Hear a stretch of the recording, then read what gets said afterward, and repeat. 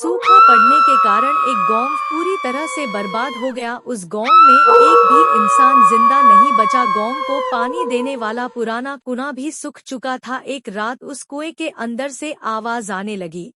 कुएं के अंदर एक चुड़ैल अपनी आखिरी सांस ले रही थी और उसने कुछ ही पल पहले के बच्चे को जन्म दिया था। वो बच्चा भूख से बहुत तेज तेज बुरी तरह से रो रहा था, पर चुड़ैल उसे दूध नहीं पिला सकती थी क्योंकि भूख के कारण वो मरने वाली थी। उसने अपने बच्चे को ऊपर उठाया और पूरा जोर लगाकर कुएं के बाहर फेंक दिया। वो बच्चा कुएं के बाहर जमीन पर गिरा, पर वो बच गया। चुड़ैल, मैं अब जिंदा नहीं बचूंगी, लेकिन मुझे वचन दे कि तू मेरा बदला जरूर लेगा। भूखा शैतान बनकर सबको खा जाएगा। चुड़ैल की बात खत्म होते ही कुएं के पत्थर हिलने लगे और बच्चे का रोना और भी बढ़ गया। कुएं के सारे पत्थर एक एक कर अंदर चुड़ैल पर गिरने लगे। चुड़ैल की भयानक चीखें निकल रही थी। देखते ही देखते पूरा कुआं पत्थरों से ढक गया। चुड़ैल के मरने के बाद वो बच्चा रोते रोते वहां से गायब हो गया और फिर कभी नहीं दिखा। उस गांव से बहुत दूर दूसरे गांव में एक व्यक्ति की मौत हो गई और लोग उसे जलाने के लिए ले जा रहे थे। सब विधियां पूरी हो चुकी थी और अब उसे अग्नि देने ही वाले थे। एक आदमी ने उसे अग्नि दी। आसपास बहुत लोगों की रोने की आवाज आ रही थी। अचानक वो रोता हुआ शैतानी बच्चा उड़ता हुआ आया और लाश के अंदर घुस गया। ये घटना इतनी तेज हुई कि किसी को कुछ समझ नहीं आया कि आखिर हुआ क्या। पर थोड़ी देर बाद लकड़ियां जलने लगीं, पर लाश पर कुछ असर नहीं हो रहा था। वहां के सारे लोग डरने लगे। सारी लकड़ियां जल जाने के बाद वो लाश अपने आप उठने लगी, पर उसके पैरों पर वो लगी हुई आग वैसी ही थी।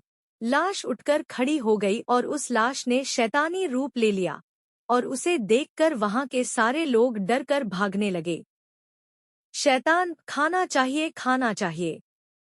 उस मरे हुए आदमी में चुड़ैल के बच्चे ने प्रवेश कर लिया था और अब वो भूखा शैतान बनकर अपनी माँ का बदला लेने आया था। उस शैतान ने जली हुई लकड़ियां खा ली और अब वो किसी इंसान को खाने के लिए भागने लगा।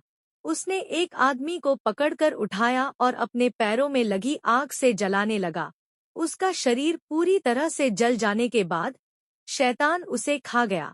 शैतान गांव पर किसी मुसीबत की तरह टूट पड़ा और उसने किसी को नहीं छोड़ा। औरतें, बच्चे, बूढ़े, जवान सबको जलाकर खाने लगा।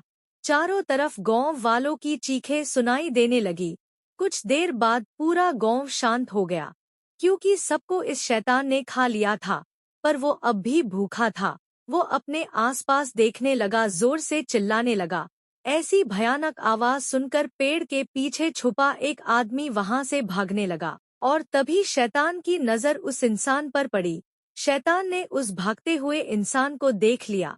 वो इंसान और तेजी से भागने लगा, पर शैतान का मुकाबला नहीं कर पाया और वो पकड़ा गया। शैतान, तुम इस गांव में अकेले ही बचे हो या और भी कोई है? आदमी, मुझे कुछ नहीं पता, मुझे छोड़ दो। शैतान, मेरी भूख अभी तक शांत नहीं हुई है, इसलिए मैं तुम्हें नहीं छोड़ सकता। आदमी, मुझे खाने के बाद तुम क्या खाओगे और किसे खाओगे? शैतान सोच में पड़ गया। फिर अचानक उसे एक बात याद आई। शैतान, तुम उसकी चिंता मत करो। मेरी भूख सिर्फ इंसानों की मोहताज नहीं, मैं जानवरों को भी खा सकता हूँ। आदमी, तो जाओ जानवरों को खाओ और मुझे छोड़ दो, मैं तुम्हारे पैर पड़ता हूँ। जैसे ही वो आदमी शैतान के पैर पकड़ने के लिए नीचे झुका, पैरों की आग ने उसे जलाना शुरू कर दिया और थोड़ी ही देर में वो पूरी तरह से जल गया। शैतान, मूर्ख इंसान, खुद ही मेरी आग से जल गया। शैतान उस इंसान को भी खा गया, पर उसकी भूख अभी तक शांत नहीं हुई थी। शैतान, और खाना चाहिए। इंसानों को खाने के बाद वो शैतान अब खेतों की तरफ बढ़ा। उसने सारे खेतों में आग लगा दी, जिसमें बहुत से पेड़ और जानवर जल गए। वो उन सबको खा गया, पर फिर भी उसकी भूख शांत नहीं हो रही थी। ऐसा करते करते वो शैतान सारा गांव खा गया। जमीन पूरी तरह से जल गई थी। इतने में एक गाड़ी आकर उस शैतान के सामने रुक गई। उसमें से एक लड़का उतरा और डर की निगाहों से उस शैतान को देखने लगा। लड़का, ताऊ जी, ये आपको क्या हो गया है? मुझे तो आपके मरने की खबर दी गई थी, लेकिन आप तो शैतान और खाना। शैतान की आवाज सुनकर लड़का बहुत डर गया और पीछे जाने लगा। लड़का, आपकी आवाज तो ऐसी नहीं थी और आपके पैर जल रहे हैं। शैतान, मेरे पास आओ।